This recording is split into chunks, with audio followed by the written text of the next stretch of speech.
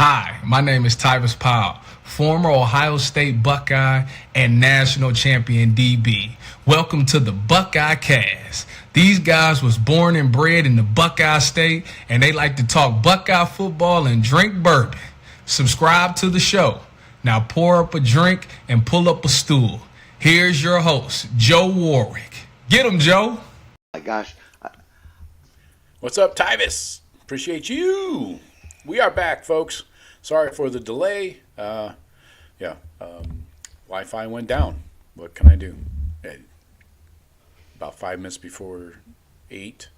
Pay your bell. Yeah, that's it. Thanks. Good looking out. Anyway, big announcement here right off the top. This is our last Sunday night show. We're moving to Mondays. Still doing the show, although some might not want us to. Still doing the show, but it'll be on a Monday. Next Monday, I'll try and remind everybody throughout the week on the daily blitzes. Next Monday, 8 o'clock, same time. Just we're moving it to Mondays because I got a lot of good feedback when I asked the question last week. And I got good feedback throughout the week on the daily blitzes and stuff. So maybe Josh Pate will his Sunday night show will give us a little leniency or something. I will be out, just FYI. I will not be able to make that one next Monday. So new calendar. You're half the reason I fucking moved it. And scene. No, I told you I'm ambivalent to it. I said on Labor Day weekend I would like it on Monday because it makes sense. I'm still in the middle of my weekend and I'm out and about on Sunday night on Labor Day weekend. But I'm good either way. If either day I can make happen for me. If it's more convenient for one of you two, I'm happy to accommodate that. And it is no big deal to me at all. Okay. Except for next Monday. That's a big deal. Well, Sunday I couldn't make it either. I'm out of the country, so yeah, that's a big deal, kind of. All next week. Got it. Yes. All right. Cool. It'll be a good show next week. Anyway. So, yeah, next Monday night, Shawn will not be here. Hopefully Jeff will and I will. I'll be here. We'll be talking Huskies and Buckeyes. So, yeah, we are live on Twitter. Oh, I forgot about Instagram. Nobody watches that shit anyways.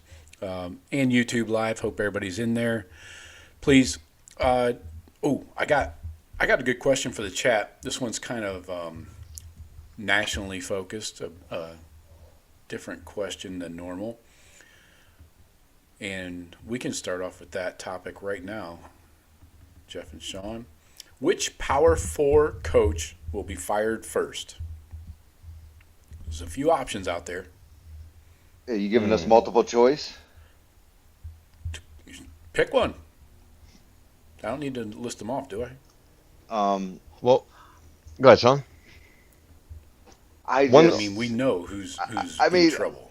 I mean, Dabo's got to be in serious trouble. I just don't think they're gonna fire him. Not in the middle of the season. But I mean, I agree. I didn't watch the news, perhaps other stuff on college football, but I thought maybe he was going to get fired yesterday after the game.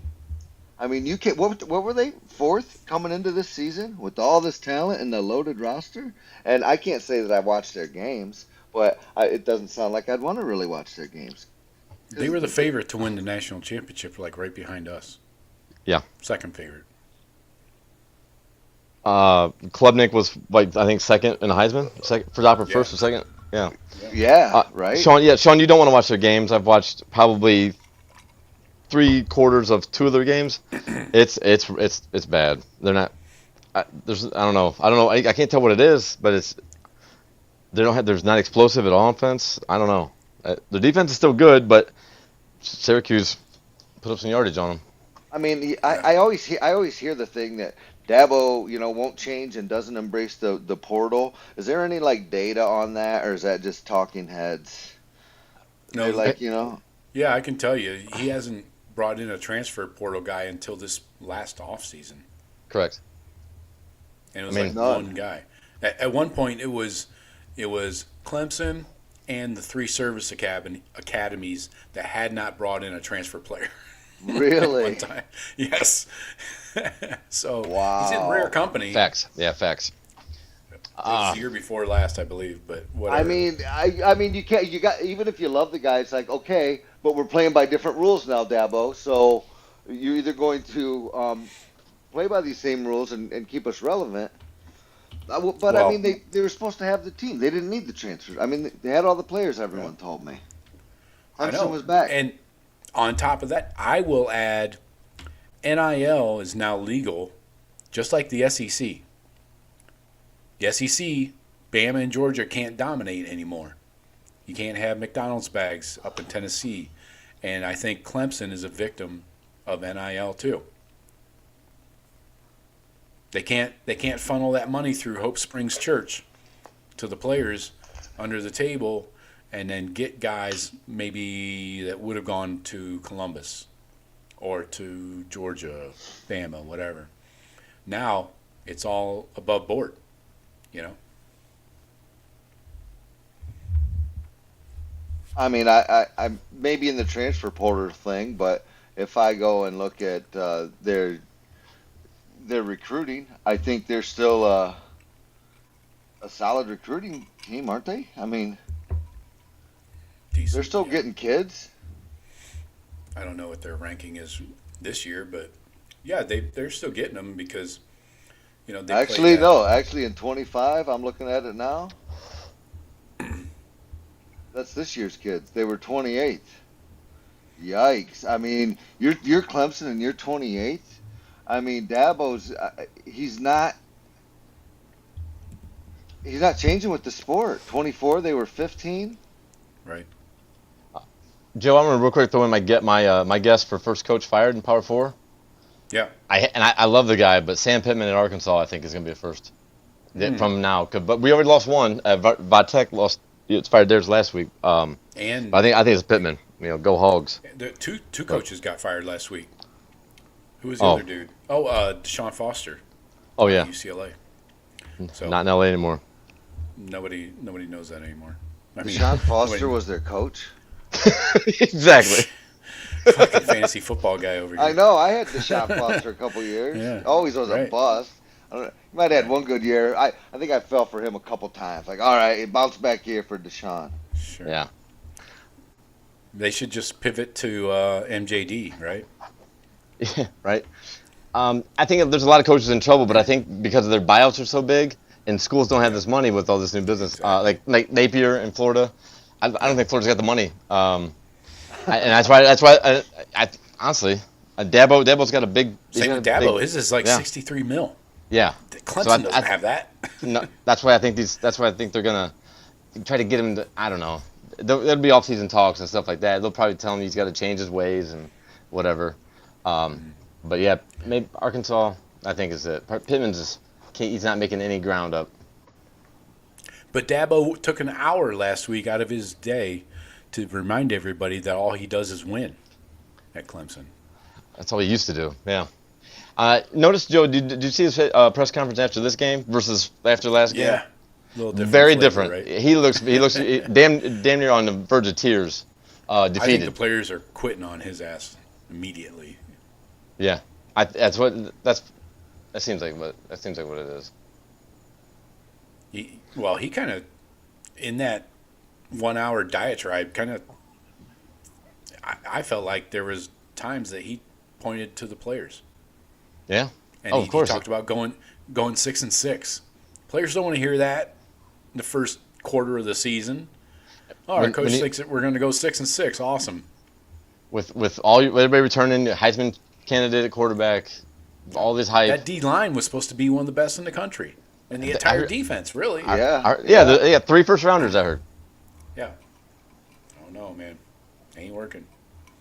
I think Dabo's message is tired. I could see that. I could see why. Guy's an asshole. And if you get tired of that Southern accent, I wouldn't last 6 minutes with that guy. Forget fucking 4 years. But anyway, so we got Dabo covered. I don't think he's going anywhere. Like he said. Well, you think all he does is win. you think Fickle can get fired? Yes. Yeah. They were After the changing year. that at the game.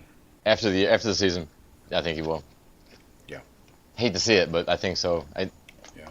They're going downhill at a high rate of speed. Yeah.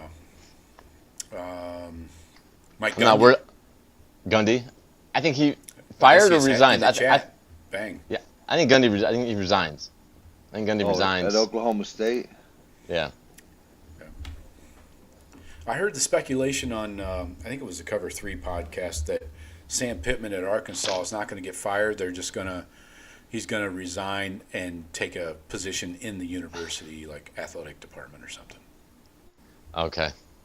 If he declines the athletic position they're going to give him, he's getting fired. Yeah, and then they'll fire him next year and not have to do that buyout. I'm sure he doesn't have much of a buyout anyways. It's fucking Arkansas, man.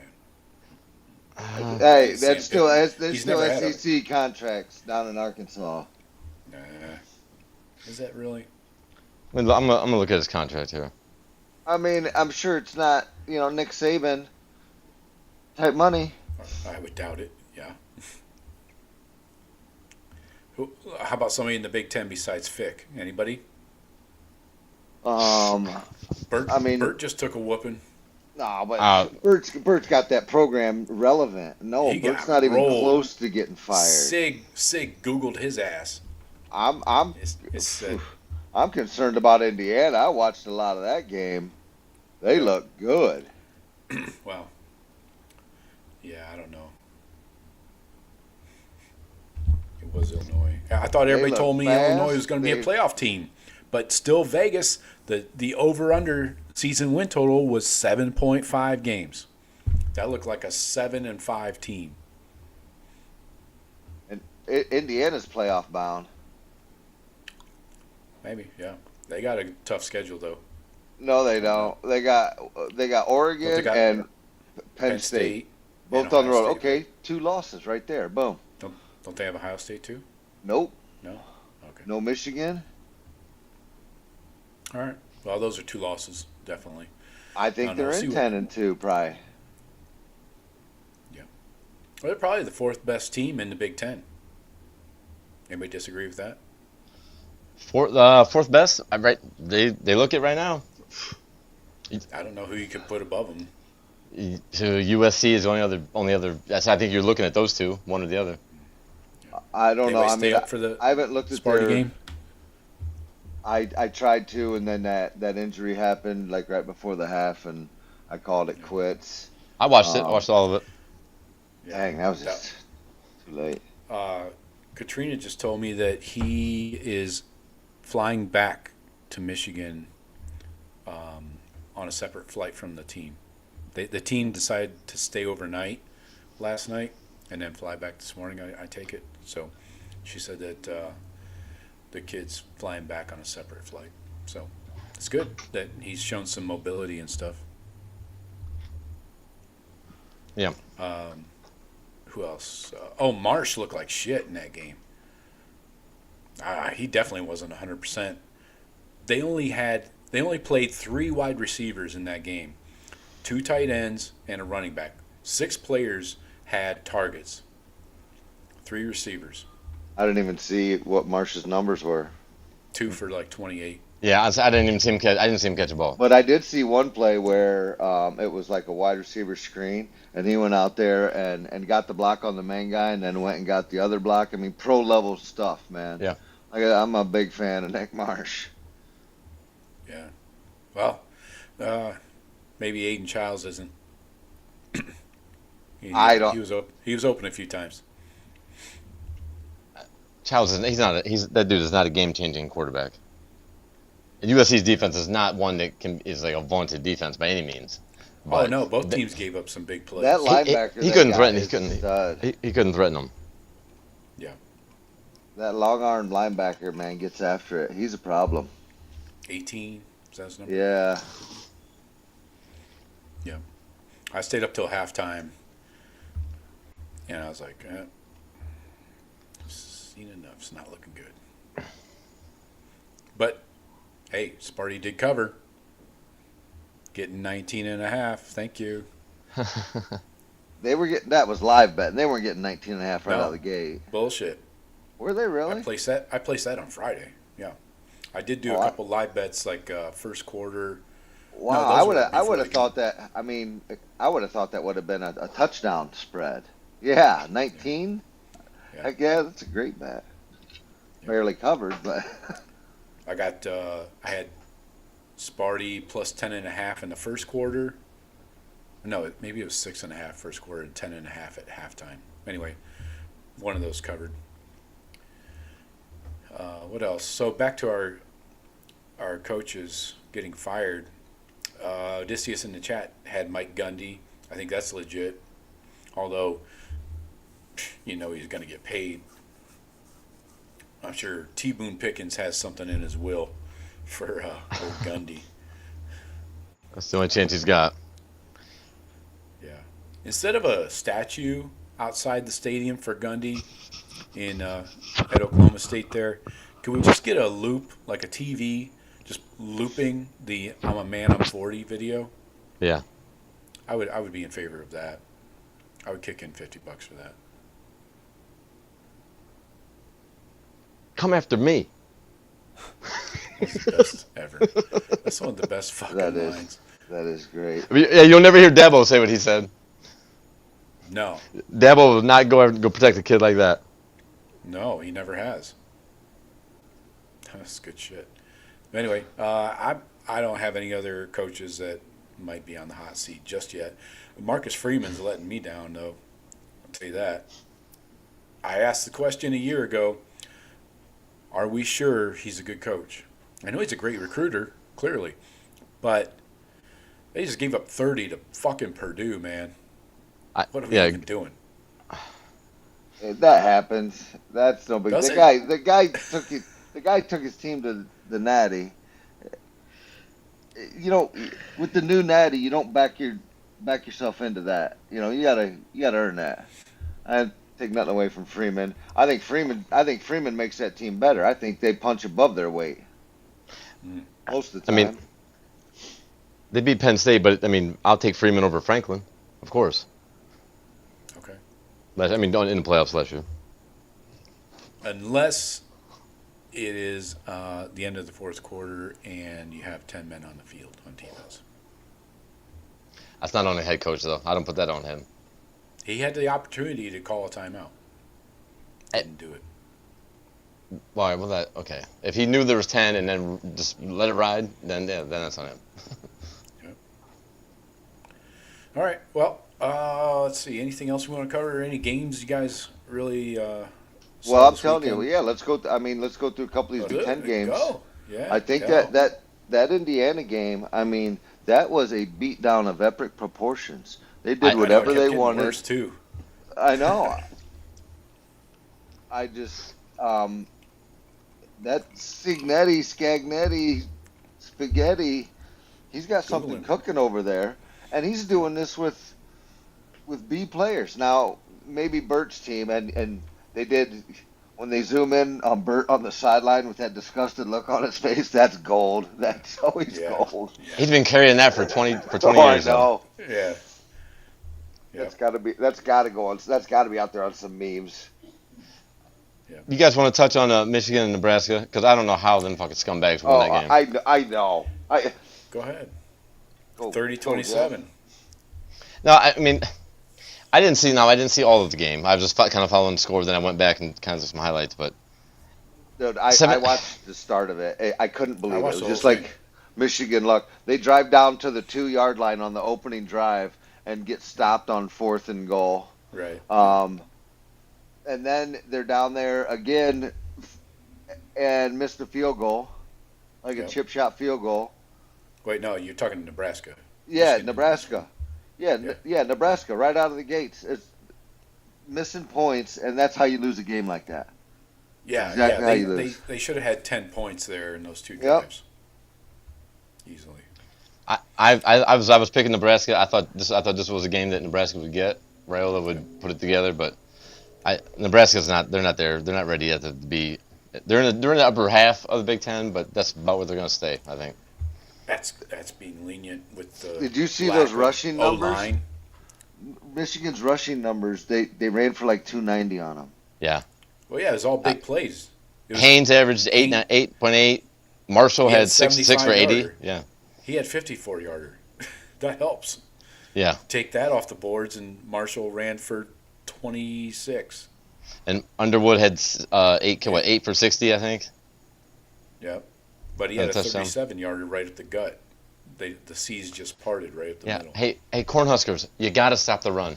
They're USC. The big thing is Nebraska's Oh, yes, O-line and D-line suck dick, like bad. Their O-line was torched all day long. How many sacks did they end up with? Can you believe that? Nebraska's seven O-line and sacks. D-line are what sucks. I mean, that's what Right. Nebraska was. Yeah, Well, you're right. 30 years ago. But Raiola, got it. Raiola rarely had time to do anything. He still got 300 yards passing somehow. But that means 350 total. They had 43 yards rushing. yeah, My God. Well, again, the trenches. Oh, yeah. Big Yep. problem. Raiola was used and abused. They gave him 7 carries for minus 49. So 7 sacks for Woof. 7 yards per, Wolf. minus 7 per. Every time I looked, he was getting sacked. He hangs on to the Yeah. ball too long. He's Yeah. he's awful back there. And He you is. see his release. He's trying to throw sidearm. He thinks he is Patrick Mahomes. Yes, Like he- in all he- the ways. Emulates him Fat like. Pat, Fat Pat. They can't move. Exactly. Ravioli. There's marinara everywhere. Yeah. He's getting a lot of money, so he's probably fine with it. But man, Yeah. picture Georgia and Ohio State, or Georgia, Ohio State, 2 teams he was committed to. How much different would that be for him right now? He'd be starting either one of them, probably. Yeah, he could have been starting this year. Yeah, we wouldn't have had Sayin if Rolo was there. No. Thank goodness. Yeah, I mean, yeah. You guys notice that Aaron Nolan is still not the backup at South Carolina? If Sellers didn't play this week, it was not Aaron Nolan the next up. Well, when did Aaron Nolan go there? He was there for A year spring, ago. right? He was there for the spring. Yeah, back in Yeah. January? The He- first he- portal window, December? Was it the first portal window? Yeah, because he wasn't. Yeah, he was gone before He spring wasn't practice. with the 'Cause team. It was for right the after game- the playoffs. Yeah, right after Sayin. Yeah, because when Sayin committed, I think that was So the Aaron final Nolan nail. was with us for 1 year. Yeah, 24. Yeah, his freshman year. That was- Him and Sayin were the same class. Or came in the same No. time. Sayin's 25. Wait. Wait, what? No, Wow. yes, he's same class, same class as Sayin. Yes. Okay. Okay, Yeah, because we know. Yeah, because we brought both those guys in. It's like, well, one's leaving. Yeah. You know, they're both not gonna. I mean, they're both top 10 quarterbacks. They're not both gonna end up staying at the same school their whole careers. That's just stupid to even think something like that. But they're like, hey, let me go see if I can win this job, if I'm the guy, and then if not, I'll move on. Yeah. And now it's easy and profitable. So, I mean, Yeah, exactly. I got nobody else. So let's do some good, bad, and ugly here real quick on the national scene since the Buckeyes didn't play. Jeff, let's start with you for good. You see anything good this weekend? Not really. No. Other I than mean- sloppy Bert on the sidelines? I would say I would say Indiana's offensive output on Illinois. I caught me off guard. I was looking at the score and I was at quad box going, and I was like, I just said, oh, there's only 2 games worth watching here. I said, the game's 35-7 at one point. I was like, at halftime, I was like, fuck, that's done. Yeah. Did not see that coming at all. But About F. Mendoza. 6 Yeah. touchdowns. Illinois, everybody thought They thought they were that team. Like every year, there's one team, and now everybody's gonna be backtracking. Well, I thought their D was what was supposed to be solid. Returning quarterback Allmeyer in the running game. They had two good running backs. They do have good running backs. Per their rankings coming out of high school, but I don't know. They did lose their captain on targeting, the linebacker, number 10. I think it's linebacker or safety, but I don't know how much it seemed like that impacted them quite a bit. Yeah, that's right. But still, you can't have one guy get out. I don't care if it's your best defensive player. You can't have him go out of the game and then say give up 63. That's not excusable. No, that's not it. Well, saving that Sparty game, their best guy, the guy you like, Joe, he got bounced. Jordan Hall, the middle linebacker. Yeah, he got bounced right before the half, so we'll be back next week. But no, a guy like that on a mediocre team, that kills them. Sparty's off next week. FYI. But yeah, you're right. I mean, that hurts, but there are 10 other guys on the field. Yeah, and obviously that guy gets replaced, so it's still giving up 63. There's no excuse. Shawn, do you have you see anything good? Did I see anything good? Did you watch the Canes? Gators and Canes? I watched part of Canes Gators, and can I just, the Canes are good. That's my good. The Canes are good. But let me put a little asterisk on here. So that's my good is the Canes. But I read an article today that wanted to put the Canes at number 1 after this game. And I forget which tabloid that was on. And they tried to go into a reason for it. I'm like, they were 4 in one poll, and they were 6 or 7 in the other, in the coaches. Yeah. And you want to put them at 1? I don't think they looked that great until the end of that Miami Florida game, because Florida's not that good. I mean, I don't know what there's to be so impressed about, they didn't pull away until the fourth quarter. Yeah, other than those we talked about, Clemson was supposed to have the best D line. That Miami D line, those ends they're a problem. Those guys bring it. Yeah. Bay or something, and yeah. See, for my good, I was gonna do the Canes. I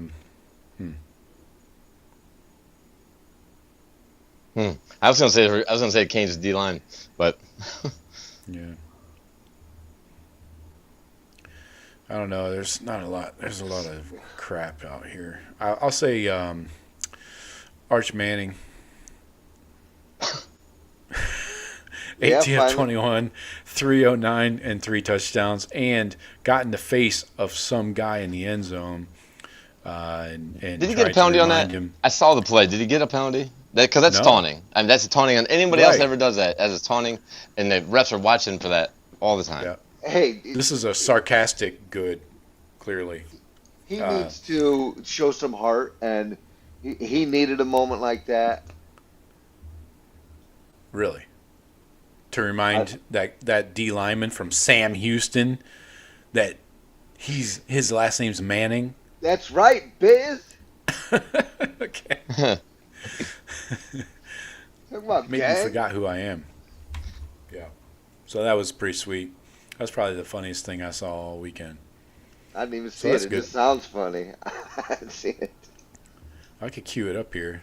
Maybe. I don't know. I got a video playing machine too. Yeah. So, yeah.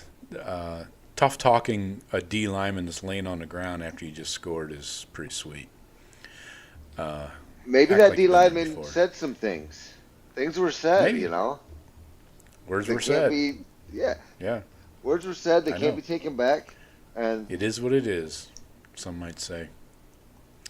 Let's see. So let's circle back to Jeff for your bad. What was bad? There's plenty of bad, in my opinion. Yes, a lot of bad. I would say Clemson's effort as a team, as a whole team, was very bad. Yeah. And also, I guess you double up with the writers that put Clemson fourth preseason. Bad on them too. Yeah. So what's going on there though? I mean, they've got these players. Why do they suck? I mean, Syracuse. Like I said, I haven't studied Clemson enough to really know, like, to break it down. I just when they look like shit when they play. I mean, I don't know. I don't think they don't have any weapons down the field that I see or I have seen. The defense is good, but then I think they're getting defeated just with the offense's poor output. You put a defense back out there. I think the defense is probably getting pissed at the offense. There's probably infighting. Mm-hmm. That's never good. Yeah. So, and Dabo, it's leadership. I mean, Dabo from week to week he's always putting shit off and telling people about what he used to do, and so I think the players is like, man, fuck this guy. Yeah, I think he's kind of sold them up the river, and like I said earlier, kind of pointed the finger at them and blamed them when he brought in Garrett Riley. They got one of the best offensive coordinators, I thought, in the country. Brought in Tom Allen from Penn State. What? Exposed. I thought they were. Tom Allen was? I don't know. I don't know what's going on. I haven't watched him, but something's Tom Allen's a good DC. Definitely not a good head coach. Yeah. But he's always been a good DC. They got a high-end staff down there. And with high-end players, we're told. Yeah. Yeah. You just ran through the recruiting rankings, so I wouldn't say that. I mean, yeah, that's true. Let's continue on here with the bad. Let's see. What'd you have, Shawn? For my bad? Yeah. What did I have for my bad? Nebraska for my bad. Stop stealing my lines. Nebraska. That's a winnable game. It's a game that your program frankly needs. Everything's on the line for you there. You win that game, and now you might get that recruit that you were in a fight with Wisconsin for, or something like that. It's games like that keep you relevant because you probably have a nice cush schedule after that. I don't know. I mean, at some point, actually, I think they got Michigan State next, which I think Nebraska's probably favored in that game, or I don't know. Got to be a coin flip, or I bet Nebraska's favored. As I think Sparty's heading out there as well. Yeah, this game, Nebraska it went back and forth. I think Michigan was favored by a point when it kicked off. So basically money line. But those missed points at the beginning would have changed the whole thing of that game, and it could have gotten away from Michigan and just Nebraska choking. Yeah. Yeah, for my bad, I'm going to pile on Nebraska. They deserve it. Can we stop with the balloons? Can we just put those to bed? Can we run out of balloons? That does nothing for anybody. Some people let them go too early, before they even score. So, anyway, but the O-line for Nebraska made me want to vomit. I don't even want to look at these PFF grades for their O-line. Guarantee you it's all like 30 out of 100 for each guy. They all got their asses kicked. And Raiola, say what you want about him and not being super mobile. He's definitely not as mobile as Patrick Mahomes. And he's throwing sidearm, off platform, just rando stuff that he can't really pull off because he doesn't have like NFL receivers like Mahomes. So, yeah, that Nebraska O-line sucks bad. And you can shoehorn the D-line in there too if you'd like. That's my bad. So ugly. There's probably plenty of options there too. I will say, when we were talking about Clemson and Syracuse, neither is ranked right now in the new polls that just came out. Deservedly so. Yeah. I would maybe vote Syracuse up into that top 25. That's a big win. That's a program win. Anyway, Jeff, back around to you for the ugly. I'm going to go, this is going to be ugly / inexcusable. Wisconsin, 61 rushing yards against Maryland at home. Ooh. That is ugly as fuck. Nice pull. Yeah. Good Lord. That is not the Wisconsin I know. I am glad I did not see one play of this game. I just strictly looking at this box scores. But my God, what? See, that's. I mean, Fickle just. What are we doing?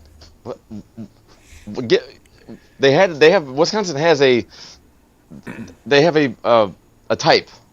You know what I mean? They have the way they do things. They did it for years. He tried switching it up right when he got there. Realized, reversed real quick on that. Yep. How did then they just fell off, like they're just in no man's land. But if you can't run the ball against Maryland at home, your contract's gonna look ugly, thrown up in a trash can.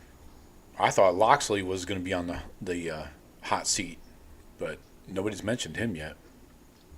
Because nobody cares in Maryland, I don't think. We got a guy. Guy hasn't left yet. We're fine. He's not leaving. That's all they care about. Right. I mean, what do you expect the new coach at Maryland to do? Come in and win the Big Ten? I mean, it isn't happening. All you do is make sure these checks keep clearing. Just make sure the checks keep clearing, guys. I think Loxley's buyout is in crab cakes. Right, probably. you could bring in Bill Washington's coaching tree, and they're not going to win the Big Ten at Maryland. No. Yeah. Let's see. Shawn, what'd you have for your ugly? Well, as luck would have it, I just got a chance to see the Arch Manning. And yeah, what the heck, Arch? I mean, seriously? That was, I mean, again, I hope that kid said something because he didn't even do anything. He was getting up off the ground. He was getting up, and I want to say Arch said, was telling him, "I'm tough. You see, I'm tough. I'm tough." And it was Sam Houston. It wasn't Oklahoma. Right. Yeah. Yes. If it was so many Oklahoma, things, so many reasons to not do that. I know. So I'm just curious. Someone's had to have asked him about that, and what I wonder what he had to say. I haven't. Things were said during the game. Comment. Yeah, I haven't down seen there. anything. I really don't know. I don't know. I'm always getting the psychology of it where I feel like Arch is losing the team, losing the fans, and needs to even manufacture some of that stuff or let it flow more freely out of him like that. Like he's too reserved. He's got to open up and let it go. And that sounds messy. I think he needed that kind of. That's why he did it. Okay. Still ugly. Well, yeah. Everybody's been asking Sark if Manning is injured. Yeah. Oh, then and his dumbass jokes following it. Right. What did he ask the media? Something, what they look like when they're taking a shit? Yeah. What do you look like when you go to the bathroom? What? Stick to coaching. Leave the stand-up alone. Yeah, exactly. All right. Let's see. My ugly. Plenty of options once again. Let me look at there we go. I gotta look at this box score for the Nebraska-Michigan game. Yeah, Bryce Underwood's passing day. That's pretty ugly. 12 of 22. Buddy, you're almost at 50%. For 105. The vaunted black shirts. Yeah. I did hear a black shirts reference by Gary Danielson in the fucking game. That's the last time I'll listen to Gary Danielson doing audio on a game. I'll just mute it. I'm good. But yeah. That Michigan passing game, not great. Yeah. So if you were surprised, Underwood's going to be good. He's a threat with his feet, but the passing game with no weapons is still fugly to me. So, all right, let's get into this Washington game. I think we've done enough national crap, almost an hour of it. So yeah, let's talk about it. We're going to Washington. We're going to Seattle. 3:30 on CBS. Buckeyes are 3-0. Washington is 3-0. Husky Stadium in Seattle. It's supposed to be the loudest place in the world. I don't know. Is that true? We'll find out. Buckeyes favored by 9.5. Over under 52.5. Wow. As of right now. So that's a freshie. That's a fresh one. Let's do a little team comparison here. I'm going to kind of switch up the format we typically do. So here's your Ohio State team leaders. Julian Sayin, 779 yards passing, 8 TDs, 3 picks. Your leading running back, Bo Jackson, true freshman, 217 on just 18 carries. Jeremiah Smith, 315 yards, 3 touchdowns. Arvell Reese leading the team in tackles. And Caden Curry leading the team in sacks with 2. Now, for the Washington Huskies. Yeah. Damon Williams Jr. So this quarterback has 778 yards passing, 6 TDs, but his completion percentage is at 78%. That's a legit percentage there. Running back Jonah Coleman, 347 on the ground, 9 rushing TDs. Hello. Denzel Boston, 249 with 3 touchdowns. And then on defense, Isaiah Ward has 1.5 sacks. And linebacker Donovan Bryant has 17 total tackles. So that's what you're looking at for your team leaders. So you can kind of think about that, how that plays out. The offseason, Jed Fish, he's their head coach, came over from Arizona, replaced Kalen DeBoer. So you got just 2 starters returning from their national title team. From 2 years ago? Yeah. Yeah. They lost both coordinators. Now they got Ryan Walters as their DC, if you remember him. He was at Illinois Purdue? and Is that Missouri. Purdue? Oh, okay, And no. head coach at Purdue, yeah. Yep. Okay. But he was under Bielema there at Illinois as his DC before that. They started 2024 with only 56 healthy scholarship players, but What? yeah. Wow. Wow. So 24 or 25? 2024. Anyway, started the season with. Anyway, year 2 for Jed Fish. He's rebuilding just like he did at Arizona with transfers and development. O-line, the pass rush, run defense were major issues last year. So the trench play should be a major concern for Washington. So the Buckeyes have a chance to really exploit that and find some holes. That's what she said. Quarterbacks, Sayin versus Williams. Sayin's the, downfield, quick twitch, release, more structured offense kind of guy. Probably lives in the pocket a little better. Williams is slippery, does more damage off script. He's dangerous with his feet, but again, still has that completion rate of 78%. So, you got to avoid the turnovers if you're the Buckeyes, as usual. Nothing new there. This guy's been pretty careful with the ball too. I mean, 0 picks. Yep. Right. He runs a lot. Yep. I don't know how many fumbles they have. They're 3 games though. They're UC Davis. They put up 70 on UC Davis, 59 on Washington State, and then they put up 38 on Colorado State. So have they been tested? I don't think so. No, but I think the offense is legit. There's a couple dudes you're gonna have to account for. I think their quarterback's their best running back. My opinion. Yeah. I can't really argue that. I would say. Oh, and that Jonah Coleman, real quick. Jonah Coleman had 5 rushing touchdowns against UC Davis. Yeah, 15 for 111, 15 for 111 and 5. There's your 6 TDs, whatever. So I think their only real opponent was the Cougs this past weekend, which they smoked. Yeah. They give up. Washington scored 4 touchdowns in the fourth quarter. Up that big? Jesus. Yeah, 59-24 was the score of that game, and the Cougs are 2-2. You got to have either some return or some defensive touchdowns. 4 in the fourth. That's just. That's creating bad blood right there. They were up 24-10 at turnovers. half, though. I mean, looking at the box score now, 24-10 at halftime. Yep.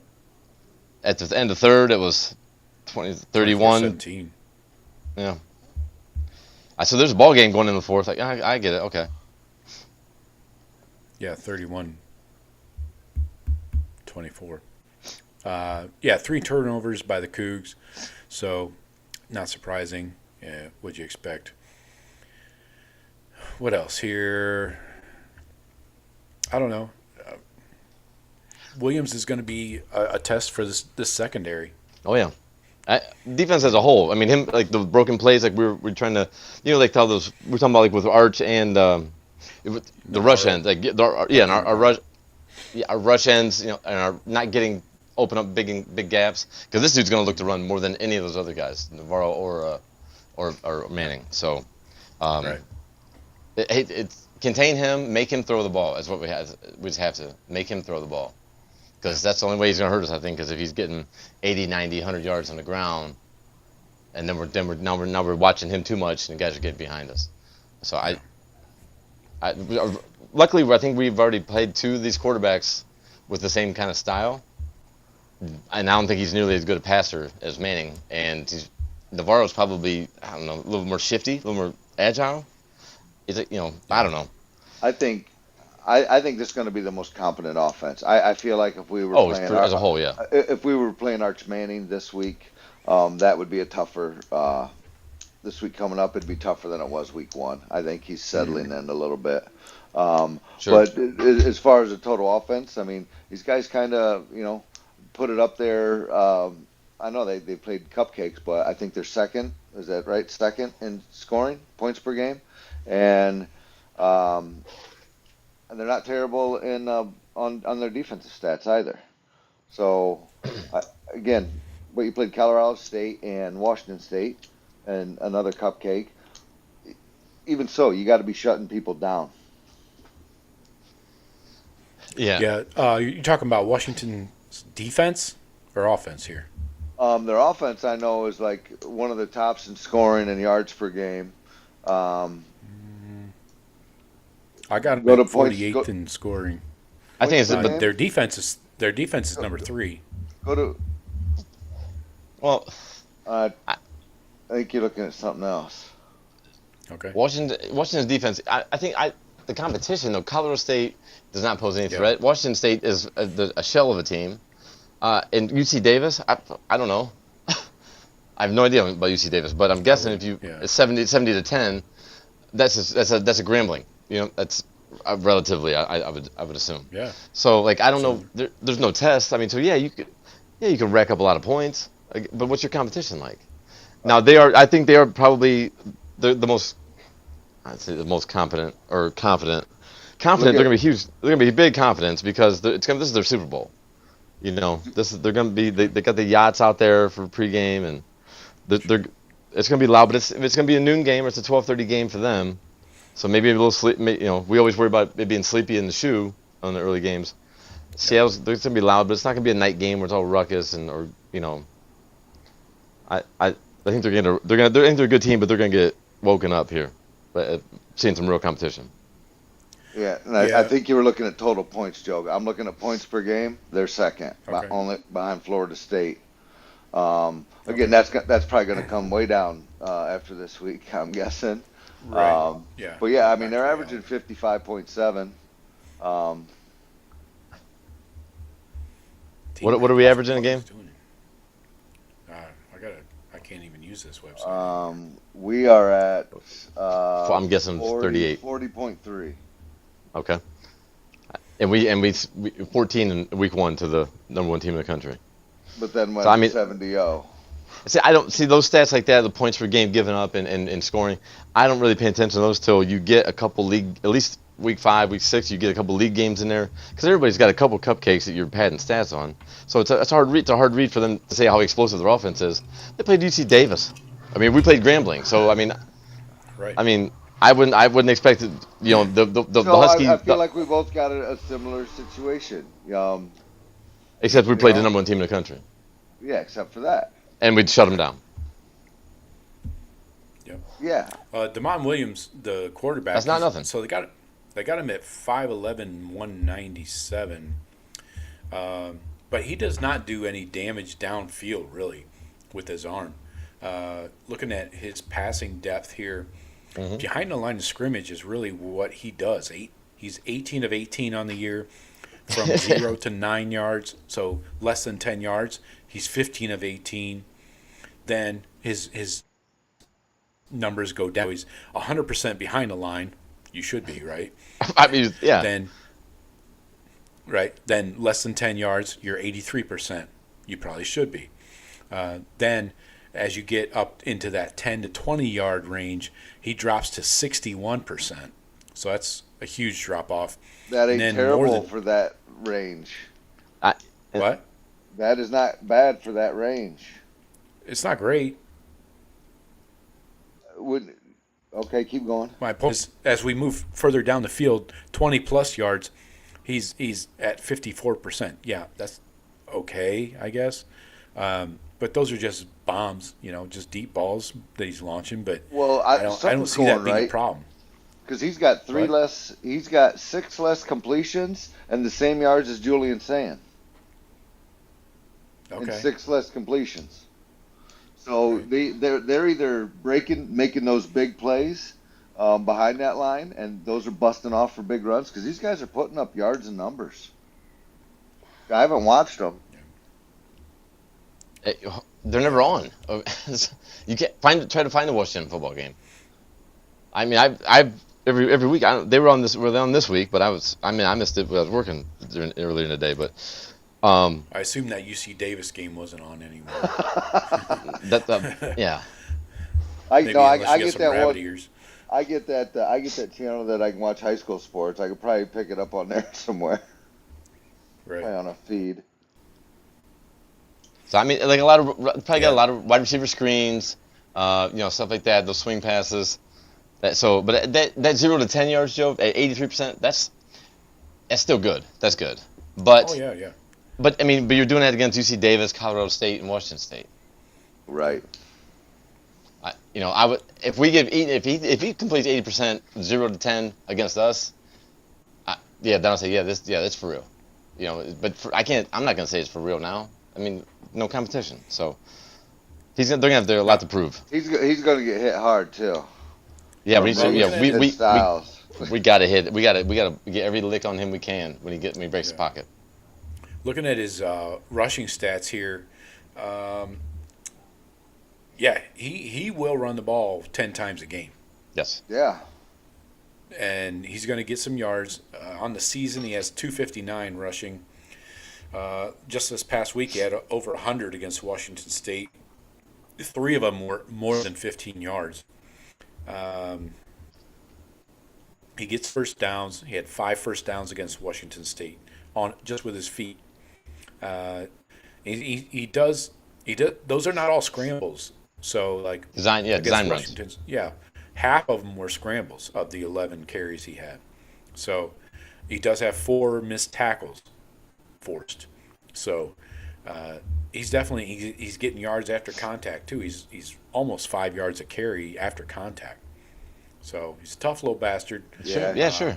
I'm just got to get him to the ground. Same with the running back. The problem for him is, this will be Ohio State's 4th game, and every quarterback we've played has been pretty mobile. Now, they didn't use Manning that way too much, but I suspect, just like he'll get in a Sam Houston guy's face, they will use him a little more like that.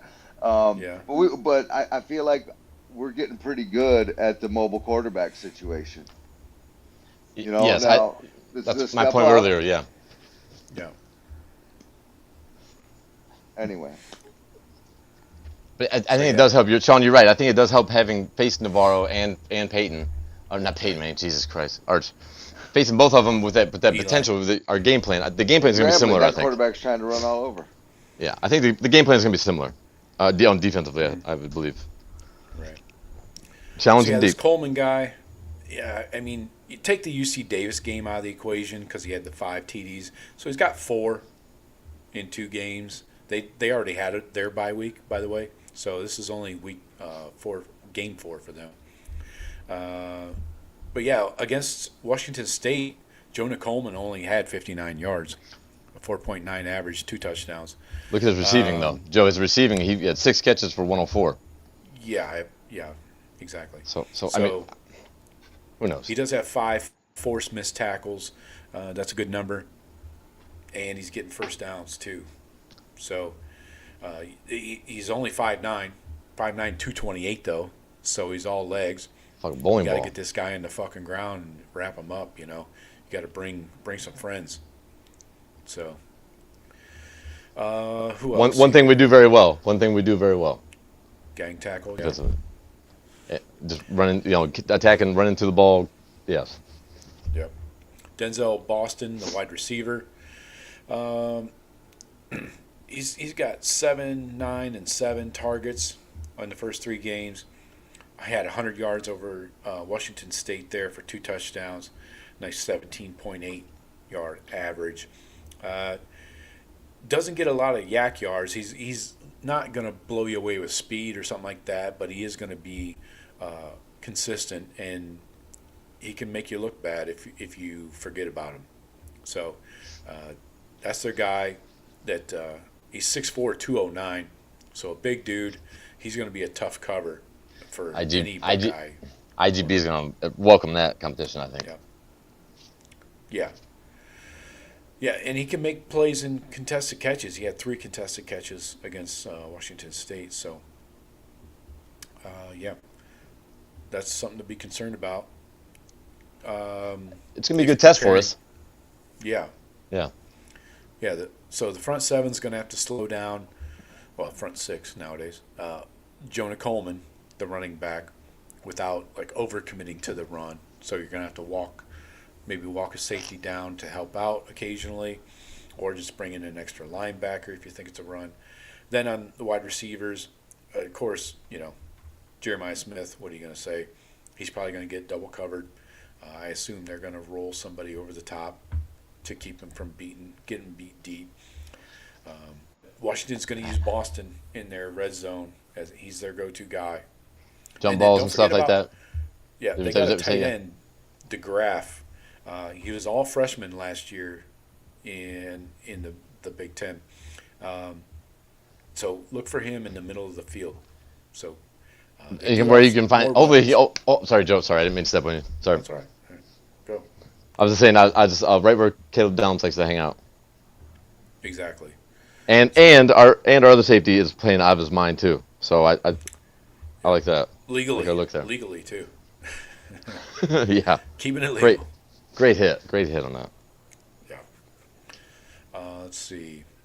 So in the trenches, this is where it comes down, right? The Buckeye O-line versus UW's D-line. This is a huge advantage for the Buckeyes. I'm looking at the height and weight of the Husky, not so Husky D-line. Let's see here. I've never heard of any of these guys, so it doesn't sound great. Their one DN is 227, 6'5", 227. The other one's 6'5", 256. Yeah. Some basketball player. One of their tackles is 293, 6'3", 293. And then the other one, Polynesian, of course, 6'2", 345. Jesus Christ. Just takes up some space, eats up some dirt. Probably strong as fuck, though. But I think the Buckeyes have the advantage here. Last year, UW ranked 112th in sack rate allowed. Yeah. Not great, Bob. So let's see if Caden McDonald, Caden plus Caden, and everybody else can get in the backfield there. Secondary, Washington has a good duo over there. Ephesians, Shawn, you're a big fan. Ephesians Prysock and Takario Davis. They still have these guys? When you said Ephesians, Joe, I thought you meant there was twin brothers playing. Oh. He has an S on his first name? Yeah, 2 of them. So more than one. Yeah. But he's 6'4", 193, so he's long and strong, down to get the friction on. We should have had more Sir Mix-a-Lot references tonight. Sorry. Cario Davis, 6'1", 191. So their corners bring the length and some strength, which we love, right? Right. If you say so. Baby got back? No. I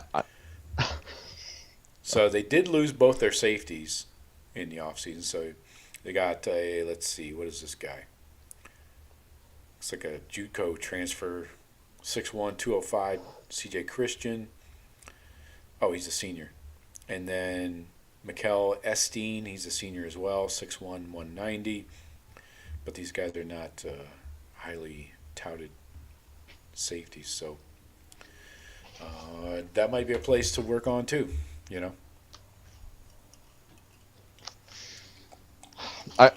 We have more of a match. We should have him. We should have him outmatched across the board. You know how we handled crowd noise and that kind of stuff, and the travel, the jet lag, you know, whatever. However the players handled the travel out there, and the crowd noise, that stuff. I think those are going to be more of a competition than your one-on-one matchups across the board. That is a factor. That's one of those X factors that you won't really know until you're in the game. The schedule's going to be different. They'll probably go out on Thursday or something. Looking at DC, Ryan Walters, he's known for really good pass defense. Illinois was number 1 in pass efficiency back in 2022. They also had a first round. They had a top 5 corner get drafted. Yeah, that helps. Yes. I didn't know Washington 5. was that big a deal for their crowd noise. It's Seattle. That's their thing. Seahawks play. Yeah. The stadium's built to reverberate that sound back down. Kind of like Penn State. They play in the same stadium? No. As the Seahawks? Yeah. No. No, they don't, Joe. You sure? I thought they played the same. Always. I don't believe so. What's it called? I don't know. It used to be Lincoln. No. I don't know. I'll check it up. I'll get back with you. All right. Let's see. So, Alaska Airlines Field at Husky Stadium. Is that correct? Okay. Yeah, that's not Seahawks Stadium. 27,000. What the fuck? No. People were saying this was going to be super loud. That's what I'm saying. I never heard such a thing. Such a thing as what? That Washington's a loud environment. And it only holds 27,000? No. If this is accurate, Wikipedia, you know, what am I supposed to do? I can only read. Oh, 70,000. 70,000. Okay. Wikipedia sticks it in me again. Anyway, the Washington already has the top 5 pass yards per attempt allowed air defense in the country. You got the run D. That's where we should make our hay. They're bottom 15 nationally last year, so not much better this year. So you got Hartline and Ryan Day against Jed Fish's offense or defense, whatever. Comparing the offenses here, the Buckeyes, do you run a lot of play action maybe? If you got that run game going, makes sense. UW will go heavy on motion and formations. We've seen that before. Texas. Yeah, exactly. So the big thing I think is going to be Matt Patricia disguising coverages for a young quarterback like Damon Williams. I'm not sure he's going to see some of the shit that Patricia's going to throw at him. Right. Scheme wise, you're right, Joe. He's not going to see that, but he's also he hasn't seen players running and hitting like the way we do. No. Yeah. So, I mean, the combination of the two, that's nightmares for young quarterbacks. I think the Buckeyes can control the line of scrimmage on both sides. They better. I mean, you're right. While I was looking, we look outmatched. They look outmatched on both lines of scrimmage. Now, it's sometimes, but we've run into those conference games where the O line just feels like, oh, we're gonna let this team stick around, and not drive them into the ground. I think with crowd noise and stuff, I think Ryan Day they go back to that run game. Hopefully it's Bo Jackson running most of that running game. And then we look for Jeremiah and Colonel Tate. I mean, you double Jeremiah all you want. He's still going to get his, and Tate's going to kill you. Oh, yeah. We're proving it. Don't be surprised if you see a breakout game from Brandon Innes this week. He's been pretty quiet lately. Been waiting. Didn't have any targets last week. He was missed. Sayin missed him on a couple throws where he was wide open, and they actually schemed the play to Brandon Innes, put him in motion in, and then go back out to the flat. He was wide open down inside the 10. Anyway, so he's just getting missed. It's not on purpose or anything stupid like that. It's just this happens, And they do try to force feed Jeremiah quite a bit. That was obvious last week. We have a lot of tight ends, too. We got a lot of tight ends. Right. Exactly. So, again, we'll go back to pressuring Damon Williams, the quarterback, without over-pursuing. Make him throw the ball. Make him hurt you with his arm, not his legs. Mm-hmm. And get those red zone issues fixed up. Got to score in the red zone. Touchdowns, that is. So start fast. And then outside, win your one-on-ones or whoever's covering you. One-on-twos, whatever it might be for Jeremiah. And keep that crowd quiet early on. So, let's see. I guess we could probably get into our score predictions and microscopes here. Let's see. Who wants to go first? Flip a coin. Any coin. Give me the spread, Joe. Give me the spread. Buckeyes by 9.5 on the road, over under a 52.5. Okay. First number popped in my head. We got Buckeyes 38-21. It gives you 59. We're over on the total, and we cover. I haven't seen a weather report. You never know what the fuck's going to happen. Shit. Yeah, I didn't think about Seattle. It raining. I'll stick to it. I'll stick 38-21. It's a little dicey for a little bit. Never really in doubt though. Okay. Let's see. Saturday looks like 67 for the high, 55 for the low, and guess what? Cloudy, but only 7-mile-per-hour winds. We can do whatever the fuck. It means we can do whatever we want on offense. Yeah. Right there. Do with that what you will. Yeah, that means it's perfect. 67 degrees is about perfect for football. Oh, yeah. Shawn, what do you got?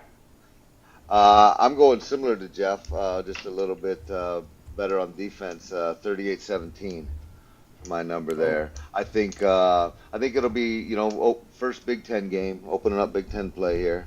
You're going to see it's going to be a little bit tougher up and down the field, I think, to start the game. But I do think that Ohio State will finish drives. I think we'll be a lot more proficient in the red zone. And when we get down there, I think we're going to finish them off. So that's what I'm looking for. Kind of like Jeff said, it may start. They're going to have a guy that, that Boston's going to make a play or two. He seems like he's that Hendricks for them. Like at some point, he's going to make a play. But yeah, I got it 38-17. I think that quarterback will probably do something too. Red beans and rice didn't miss ya. But all right. Yeah, the over and the cover. Yeah. All right. I'm going 34-13. Obviously a cover, but under the 52.5. I think the travel is going to take a little starch out of the Buckeyes, and just a weird schedule change. We've been home, 3 weeks in a row, going on the road with a lot of young guys playing, especially on defense, So I think it might be a little difficult. And if the crowd gets into it eventually, maybe the offense has to go to a silent cadence, But 34-13, they are never close. They maybe score a touchdown late against our second team. So easy dub at UW. And my hoopty. My whole posse is going to be on Broadway. Yeah, the whole posse will be there. Posse's on Broadway.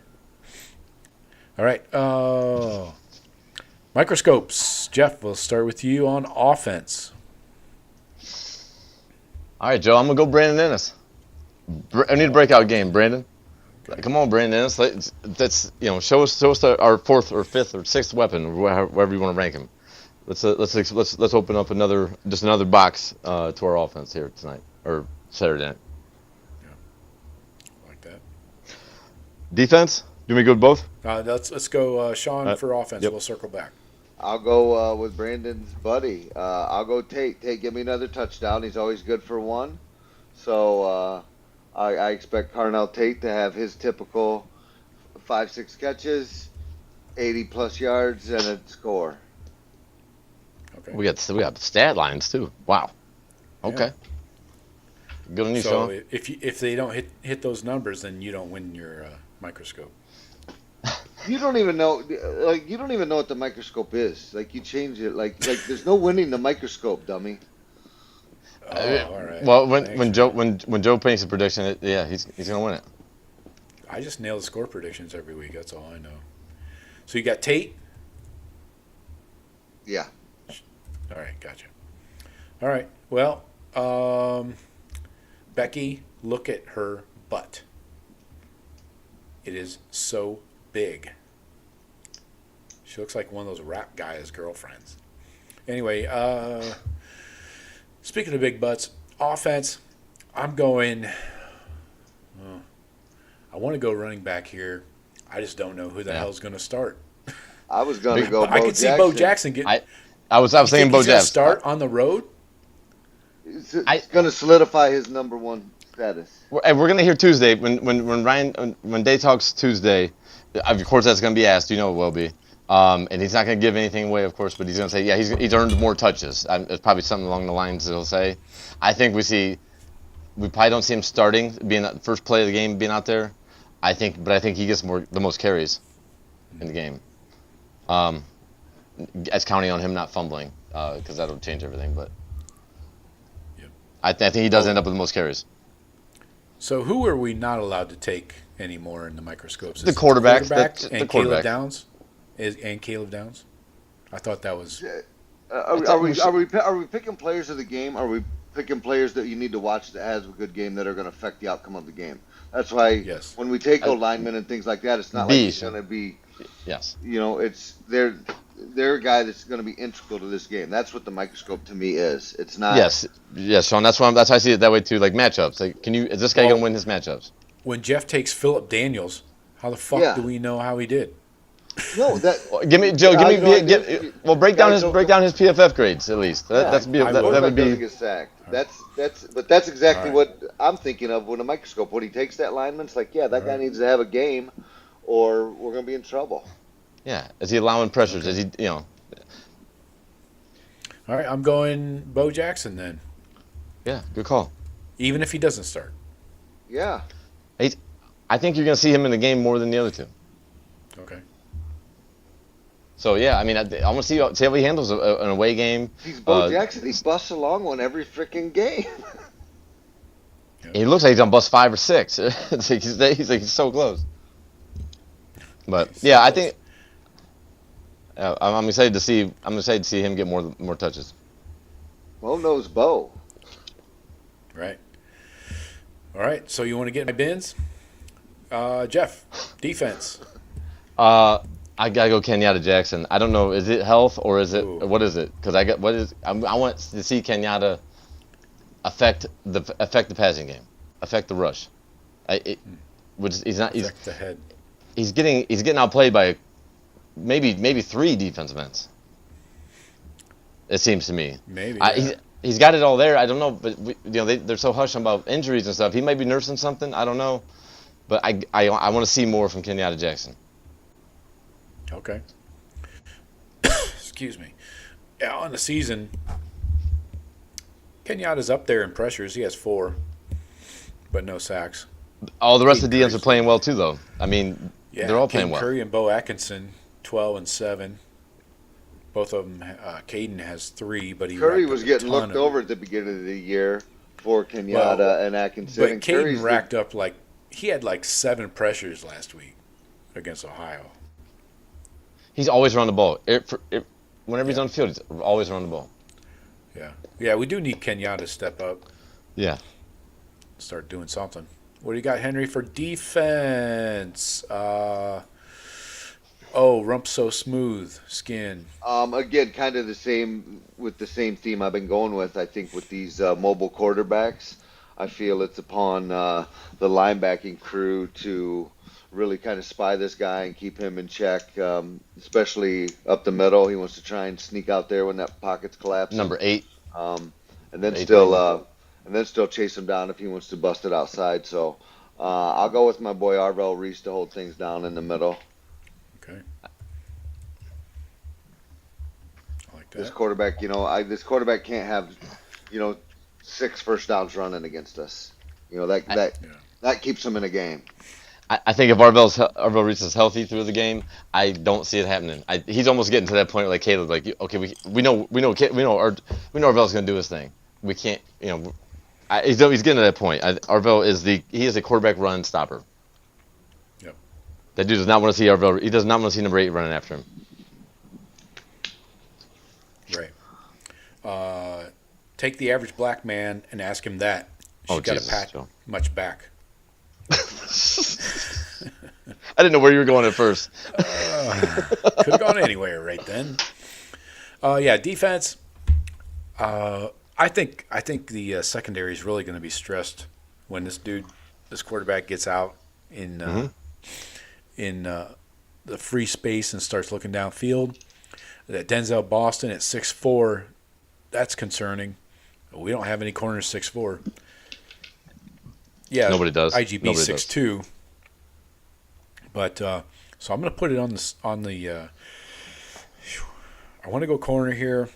I'm thinking safety. Maybe Jalen McClain is due for a microscope if we're really going to focus on somebody that needs to help out in the pass protection and run defense, or not pass protection, but pass defense and run defense. He's got to come up and lay the wood like he did last week. So let's go with 18 there. Jalen McClain. Let's get the first. Let's give this quarterback his first pick on the season. There you go. Somebody back there, a couple maybe. He's finally seeing top level defensive backs too. Yeah, and he's going to have a rush against him, and force him into some bad decisions. Yeah, she's wet, got it going like a turbo vet. Let's see. Anyway, Shawn? That's about all I got. I was just trying to squeeze in as many lyrics. Who's Shawn's microscope, Joe? Who's Shawn's microscope Reese. on defense? Arvell. Yeah. IGB is another one to watch because I think they'll probably match him up because of his length. He's got like 6'7", wingspan. Right. I think they're going to match him up, but I'll take the gangster Jermaine Matthews against him too. I like that matchup too because Matthews is going to fight him the whole way downfield. Let McClain put the wood on him, and those arms will shrink up a little bit. He'll start playing like he's 6 foot, not 6'4". Yeah. I think we have one of the best pass defenses in the country. I love our 5 in the secondary. I love them. Yeah. Yeah, this D, I mean, good luck against this D. You're going to earn it. Now, if IGB gets some holding, some PIs, that kind of stuff, who knows? I mean, he's probably due for one of those now, according to if he follows. Probably be a good week to bet. They're going to test him out. Well, they're going to throw that guy regardless. They're like, look, you're our only chance. They're throwing to that guy. Yes. Yeah, exactly. I'm hooked, and I can't stop staring. Oh, baby, I want to get with you. Take your picture. Anyway, I wish we could do Sir Mix-a-Lot rhymes all night long. But I think Posse on Broadway is the best song, honestly. That's a good one.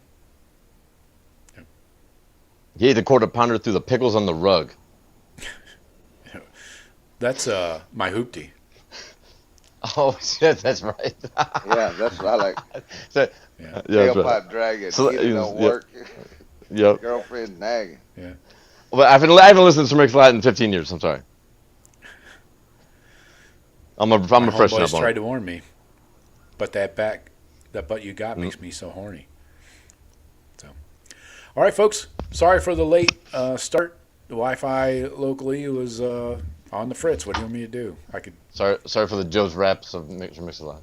Yeah. I'm not sorry about that. I'll never be sorry about Sir Mix-a-Lot. But, yeah, so we got our picks in, microscopes. Odysseus was the only one in the chat tonight. Quiet night, apparently. But Winner. Odysseus agreed with us on a lot of the stuff. Nebraska's safeties are terrible. He had Mike Gundy. That was his suggestion for the hot seat. He said, good that Syracuse made Dabo go all shucks. Bad Nebraska O-line and safety play. Exactly. His ugly was Notre Dame defense versus Purdue. That's fair. Giving up 30 points to Purdue is not a good look for your defense. And he said Wazoo was only down 7 going into the fourth. Washington, and they're atrocious. So, fair point. I can't argue with those. Hey, real quick, Joe, Shawn, who do you guys got Heisman candidate, Heisman leader right now? Who's your Heisman front runner? Oh gosh. I don't even know if I can pick one. I mean, I'm probably just so Buckeye centric. I feel like Jeremiah's stats right now he's kind of living up to the hype, being double covered and all that. But I don't know who's the guy that just scored 6 touchdowns. I guess I got just skyrocketed. Yeah, I got him up there. Mateer's first, plus 600. Mendoza, plus 750. Carson Beck is playing well, guys. Yes. Yeah. Yes. His said, defense is giving him a lot. Wasn't he the favorite 3 years ago? After It might have been.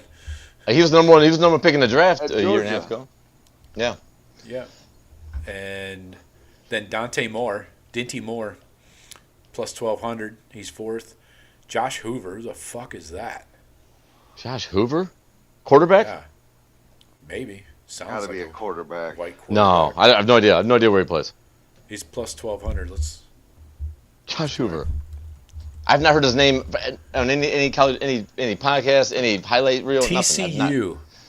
And they just beat it. They beat the Ponies. SMU, yeah. Yeah, they beat SMU. Yeah. Come on, really? He's TCU's got quarterback? 1,000 yards passing, 11 touchdowns, and 2 picks. And his he's decent. Just putting up. He's any one of 20 Texas Tech quarterbacks from the 90s. Get out of here. Yeah. He's forget him. Mateer, I thought Mateer. I mean, but he needed that game against Auburn. He needed that. Jeremiah's sixth at plus 1,400. Then you got Stockton, Marcel Reed, Sayin. Joke. What? Marcel Reed. Joke. Yeah. Gunnar Stockton. Come on. It's just because Georgia's undefeated.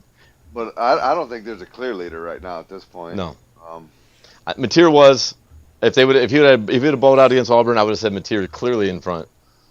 But Oklahoma has I think they have 6 ranked teams left to play.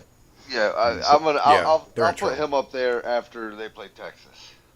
Which is coming up here real soon, I think, a couple weeks. Yeah. For the Don't call it a I'm shootout. sitting on a Julian Sayin plus 2,000 ticket I like it. and I a like it. Jeremiah ticket at plus 1,200. So, we'll see what happens.